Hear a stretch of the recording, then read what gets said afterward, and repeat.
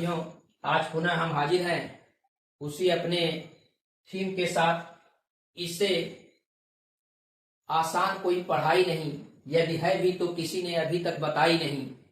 आज एक नए टॉपिक के साथ आप लोगों के सामने हाजिर हैं। इसके पहले हम बता रहे थे आप लोगों को कि प्राकृतिक संख्याएं क्या होती हैं, उस प्राकृतिक संख्याओं के प्रकार के विषय बता रहे थे।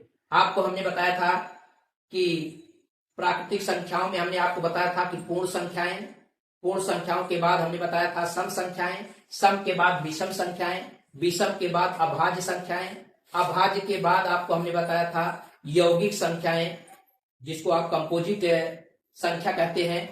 उसके बाद आपको हमने बताया था सह अभाज्य संख्याएं, और उसके बाद हमने बताया था जुड़वा अभाज्य संख्या। इसके बाद हम लोग चर्चा करेंगे पूर्णांक पर। और पूर्णांक से पहले जब हम पूर्णांक को संख्या रेखा पर प्रदर्शित करते हैं तो वहां पर इसकी जरूरत पड़ती है, जिसकी चर्चा आज हम अपने टॉपिक में करने जा रहे हैं, पूर्ववर्ती संख्या और अनुवर्ती संख्या। इसका नाम से ही बड़ा आसान, जैसे हम लोगों को लगता है कि इसकी मीनिंग बड़ी आसान है। पूर्व का मतलब ठीक पहले, अनु का मतलब ठीक बाद में। लेकिन एग्जाम में इससे एक सवाल जरूर आता है। कभी कभी हम लोग कंफ्यूज हो जाते हैं कि अनुवर्ती संख्या पहले वाली होती है कि बाद वाली होती है। अक्सर हम देखते हैं कि हम लोग एग्जाम में जब बैठते हैं तो ये चीजें अक्सर बड़ी सिंपल सी बात गलत हो जाती है। तो इसलिए आज हम इसकी चर्चा करने जा रहे हैं कि पूर्ववर्ती संख्या हमने बताया है किसी प्राकृतिक संख्या के ठीक पहले, यानी पूर्व का मतलब होता है पहले। जैसे आप जानते हैं पूर्व प्रधान, यानी इसके पहले प्रधान रहे हो। पूर्व प्रधानमंत्री, इसके पहले प्रधानमंत्री रहे हो। ये पूर्व शब्द उनके लिए लगता है जो पहले रहे हो। तो कहने का मतलब उसी तरह से प्राकृतिक संख्याओं के ठीक पहले की संख्या, जिस संख्या की पूर्ववर्ती संख्या ज्ञात करनी होती है उसके ठीक पहले की संख्या उसकी पूर्ववर्ती संख्या कहलाती है।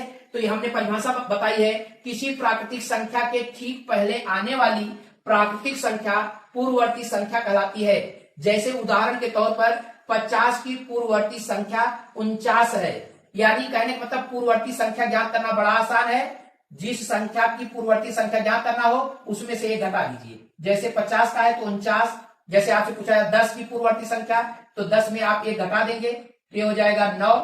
इसी तरह से अगर आपसे पूछा जाए 100 की पूर्ववर्ती संख्या, तो 100 में से घटा देंगे, ये हो जाएगा 99।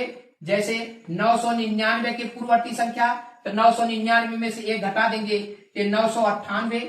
इसी तरह से पूर्ववर्ती संख्याएं हम ज्ञात कर लेते हैं। यानी जो भी संख्या दी रहती है उस संख्या में से एक अगर हम घटा देते हैं तो ठीक उसकी पूर्ववर्ती संख्या मिल जाती है। यहां से एक बड़ा सवाल आता है कि एक की क्या कोई पूर्ववर्ती संख्या है? एक, आप जानते हैं कि प्राकृतिक संख्याओं की शुरुआत एक से होती है और प्राकृतिक संख्याओं की सबसे छोटी संख्या भी एक है।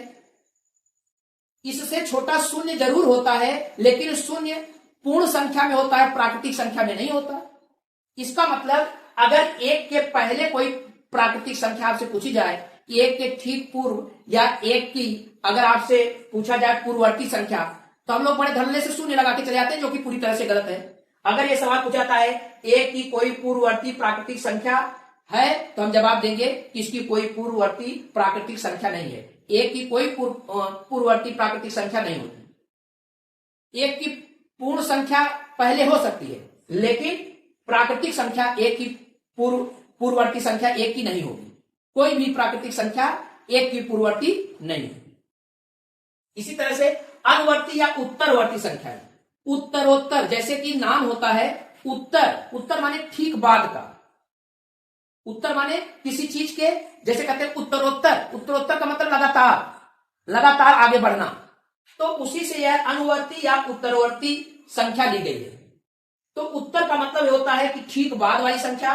किसी प्राकृतिक संख्या के ठीक बाद आने वाली प्राकृतिक संख्या अनुवर्ती या उत्तरवर्ती संख्या कहलाती है। जैसे 37 की अनुवर्ती या उत्तरवर्ती संख्या 38 है। अब इसके लिए हम यह देख रहे हैं, इसका मतलब अगर किसी भी संख्या की उत्तरवर्ती संख्या या अनुवर्ती संख्या पूछी जाती है तो उसमें आप सीधे सीधे एक जोड़ दीजिए। जैसे 9 की अनुवर्ती या उत्तरवर्ती संख्या पूछी जाती है तो 9 में आप 1 जोड़ देंगे तो 10 हो जाएगा। इसी तरह से अगर हमसे पूछा जाए कि 999 की उत्तरवर्ती या अनुवर्ती संख्या, इसमें 1 जोड़ देंगे तो 1000 हो जाएगा। तो इसी तरह से यानी उत्तरवर्ती संख्या ज्ञात करने के लिए हमको जो दी गई संख्या है उसमें 1 जोड़ना होता है तो उसकी अनुवर्ती या उत्तरवर्ती संख्या प्राप्त होती है, और अगर उसको घटा देंगे 1 तो उसके पूर्ववर्ती संख्या प्राप्त होती है। एक चीज यहाँ पे बड़ा इंपॉर्टेंट हम आपको बताने जा रहे हैं बेटा, आप लोग इस बात को ध्यान रखिए कि साथियों कोई भी प्राकृतिक संख्या सबसे बड़ी प्राकृतिक संख्या नहीं होती। यानी दुनिया में ऐसी कोई प्राकृतिक संख्या नहीं है जो सबसे बड़ी हो, क्योंकि उसकी अनुवर्ती या उत्तरवर्ती संख्या उससे बड़ी हो जाती है।